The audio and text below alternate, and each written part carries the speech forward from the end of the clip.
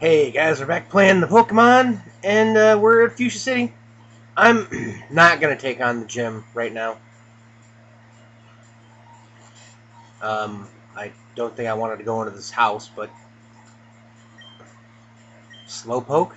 Oh, that's nice. Well, you know what? There's one thing in Fuchsia City that's pretty much an attraction to like everybody who comes here, and that is Dilly using Cut in the street. Now, it's the Safari Zone. You could say you see all these Pokemon here. Like there's a Voltorb, there's a Chansey. Freaking pain in the ass you are.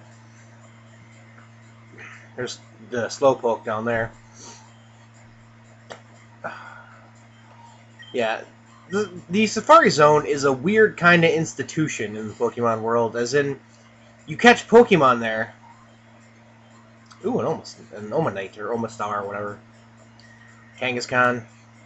No. But, you catch Pokemon there, but without fighting at all. $500, huh? Ooh, I have almost 100 grand. Yes, I would. I would like to play. Special kind of Pokeballs, and he gives you 30 Safari Balls. Now, the gimmick of the Safari Zone is that you have a certain number of steps. Like, if you pause the button, it says 597 to 600. That's how many steps we have. Now, we're not here to catch Pokemon, really. I'm going to show off some in the grass, but mainly there's something that I would like to get here. There are a couple things, actually. There's also quite a bit of items just like hanging around here. Ooh, it's a Nidoran. Now here's how battles work in the Safari Zone. You can throw a ball, which tries to catch the Pokemon. You can throw a bait, which keeps it around because it eats it, but it makes it harder to catch. You can throw a rock, which like scares it a little. It makes it easier to catch, but it also makes it more likely to run away, or you can just leave. Since you don't have any actual Pokemon to defend yourself with, they can't really make you defend yourself at all. We get a Leaf Stone! Hooray! I don't have anything that uses that Leaf Stone on, so I'm not really concerned about it. I don't really know many Pokemon that actually use the Leaf Stone. I'm hoping I can do this all in one trip. Now we get the TM Sunny Day. Sunny Day ups the power of fire moves. Ooh, a Doduo. If I was actually playing like for serious, I would try to catch that. Because in my MMO team has a Doduo on it, and it is ridiculously powerful. But yeah, okay. So what was I saying? No Pokemon to defend yourself. We'll find a full restore as well as a max potion. See, items just everywhere. Ooh, and did a Reno. I'm going to watch this episode when I'm done with it and realize what I wanted to say and then go, oh, well, can't say it now.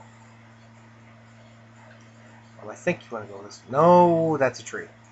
We got like 398. Okay, 200 steps. We're doing okay. I'm probably not going to be able to get all the treasure and what I want. So I'm just going to skip on certain things.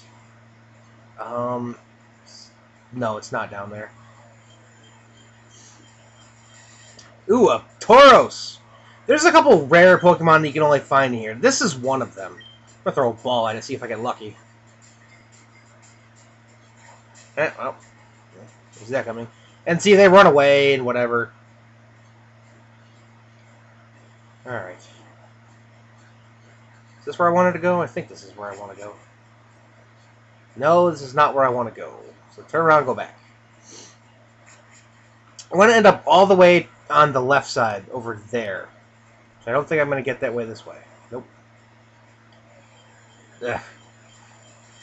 Hard to navigate. Ooh, a Rhydon. Rhydons are very powerful if you need a rock ground Pokemon that's not like a Geodude or an Onix. Very strong. And of course we can run into our old buddy Paris.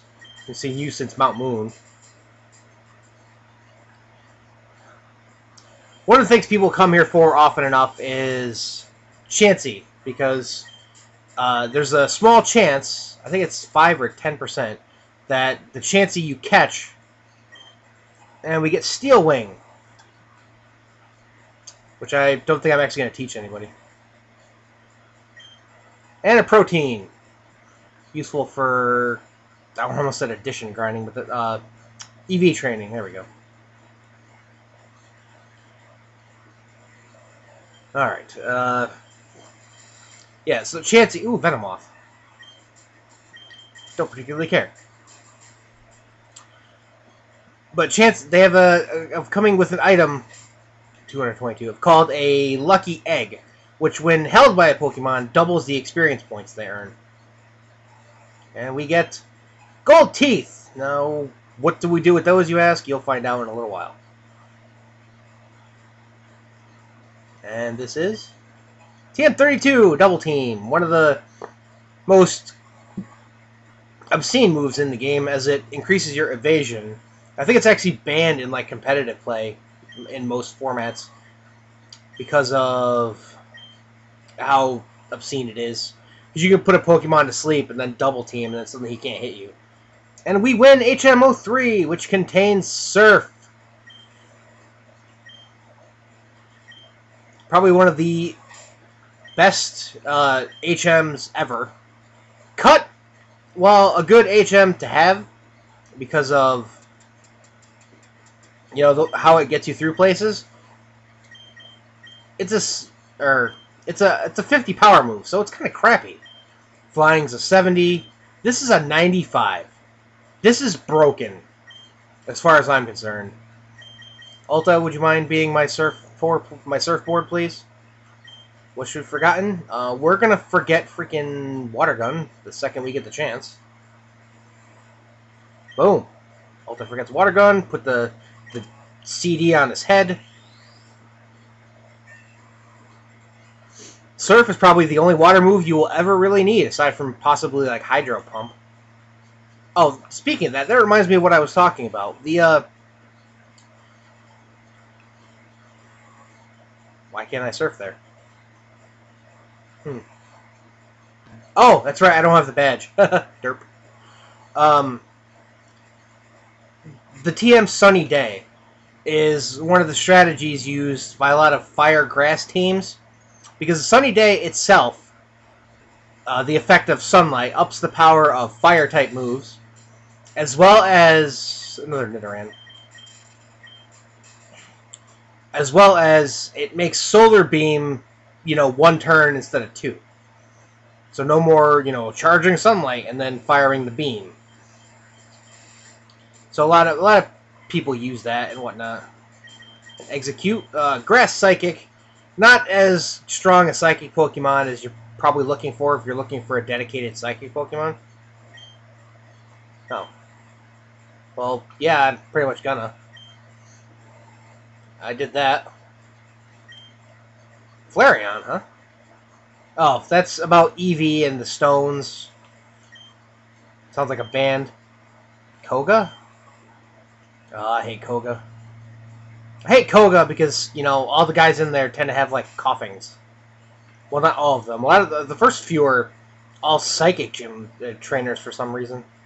What do I got left? 3 steps? 1, 2, 3. And we're done. So that's the Safari Zone. I'm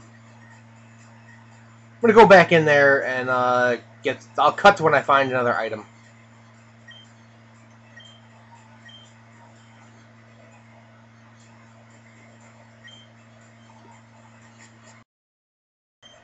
And we got a Quick Claw. Quick Claw is an item when held by a Pokemon. Will give them a chance at pretty much making any attack they do a quick attack, which is really good because, like, you know, you get a really slow Pokemon, suddenly, you know, ooh, the Quick Claw comes into effect and they go first, and it helps out quite a bit. And we have a Max Revive, which is the same thing as a regular Revive, only it revives the Pokemon to absolute full HP. Which is very useful in certain fights later where you need to waste 1 turn reviving somebody as opposed to 2 if that comes to that point. I don't think it will, but I'm not, you know, that kind of godsend where I can tell that by right now. And another Max Potion. Hooray! one more thing I want to do before I get out of here is there's this house over here. It's on the opposite side of that lake I tried surfing on that I found that I couldn't.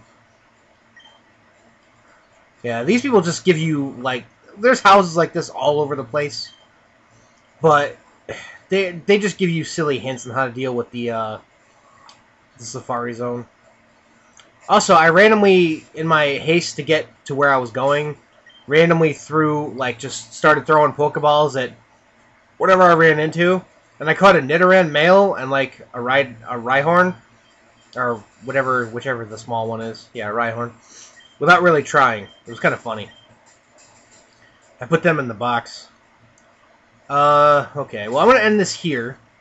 I'm going to try to catch 2 more Pokemon to get up to 20. So I can get the 20 Pokedex reward. Which I'm not sure what it is, or even if I actually need it, or whatever. Because what I am going to do is I am going to want to get the EXP share before I begin training to face, the Elite Four later in the game. Because that'll help out and all that stuff. So, yeah, next time we will take on Koga, though, at the Fuchsia City gym. Can we stand up to the poison? I hope so. So that's it for this episode of Let's Play Pokemon Fire Red. Until next time, everybody, thank you guys so much for watching. Thanks for all your support, and have a good night.